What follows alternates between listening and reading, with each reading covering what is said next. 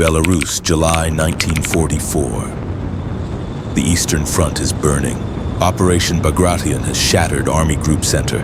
Soviet forces push west, but in the chaos, one tank is left behind. Cut off, alone, out of fuel, but not out of courage. Smoke curls over the pine trees near a village crossroads. Sergeant Dmitry Kolesnikov wipes soot from his brow, sitting atop a battered T-34. His crew, 3 men, 1 tank, no backup. Comrade Sergeant, the column's coming. Through binoculars, they spot the glint of steel. A Nazi Panzer unit moving down the road unaware. 20 vehicles, half are tanks, the rest are supply trucks. We fight here. We don't run. Not 1 meter. He orders the T-34 into a shallow depression behind a hedgerow. The turret creaks as it turns toward the road. 1 T-34. 3 shells in the main gun. A dozen left in reserve. Outnumbered, outgunned, but not outwilled. The T-34 goes silent. The Panzer column grows louder.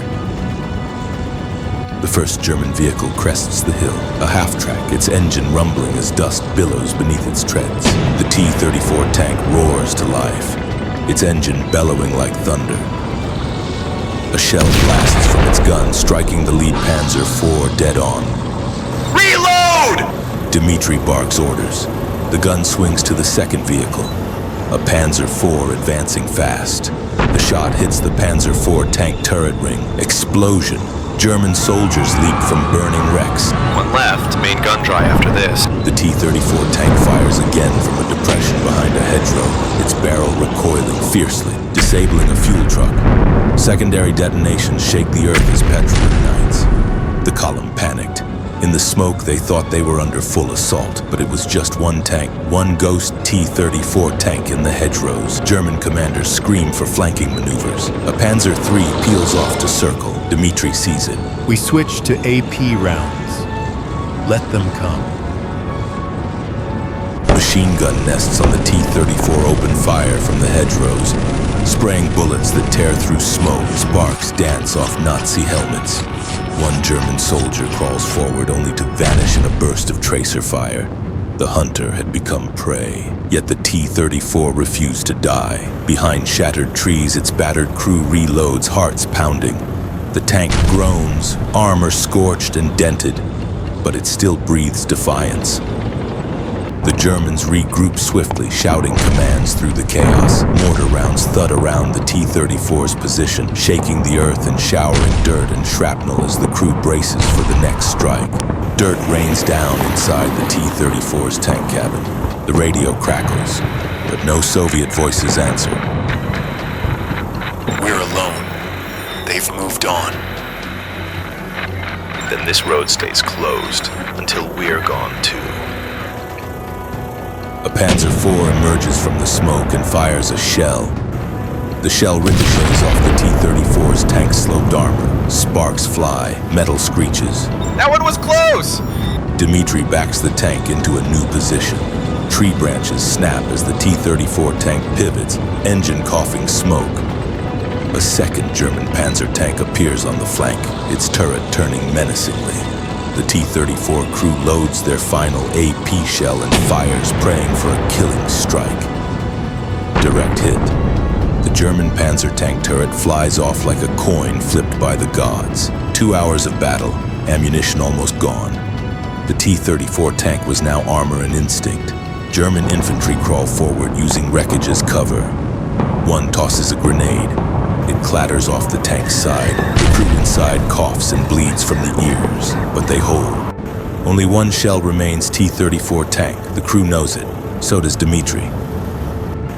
We should save it. In case. No, we spend it. With purpose.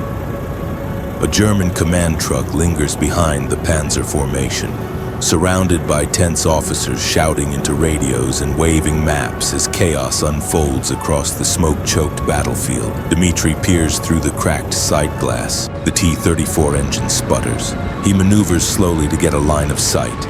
The enemy is unaware. 1 shot, 1 chance. For Stalingrad. For my brother. He pulls the T-34 tank trigger. The shell cuts through the air and slams into the command truck. A massive explosion follows. German radios go dead. Orders collapse. Command truck destroyed with huge explosion. Smoke covers the T-34 tank escape path, but the engine wheezes. A tread is damaged. She's dying. Then let her die with fire in her throat.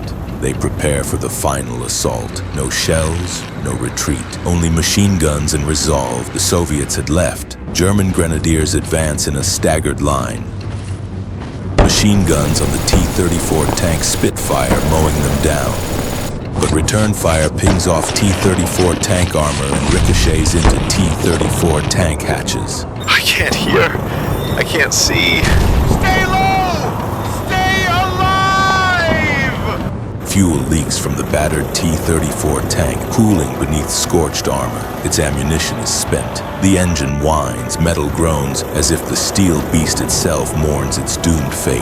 A German soldier climbs onto the battered T-34 tank hull, clutching a magnetic mine with trembling hands. Dmitry bursts open the T-34's hatch. Dmitry fires twice through the chaos. 2 sharp cracks. The German soldier tumbles lifelessly from the steel beast, but it's too late. Another soldier throws a satchel charge beneath the rear track. Explosion. The T-34 rocks violently. Flames lick at its belly. Inside, smoke and fire consume the cabin. This is it. Then we go as soldiers. They brace as another explosion rips through the turret. Black smoke rises above the trees. The tank was no more, but the damage was done. 9 vehicles destroyed, dozens of Germans dead, a full column halted for 8 precious Soviet hours. Hours later, Soviet forces arrive. The road is choked with wrecks and smoldering steel. At the center, the husk of the T-34. When comrades finally returned, they found fire-black trees and bodies frozen in mid-fight. The T-34 was unrecognizable, but unmistakable in what it had done. They recover the charred corpses of Dmitry and his crew still at their posts. He didn't retreat. Not one step. They bury the crew near the road they defended beneath a handmade sign. They stopped an army. The story spread from soldier to soldier, division to division. 1 tank, 3 men, an act of impossible resistance that saved hundreds down the line.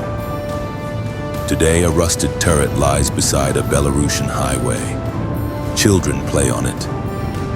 A plaque reads, "To the men who refused to run." They were ordinary men, but in that moment, in that stand, they were legends.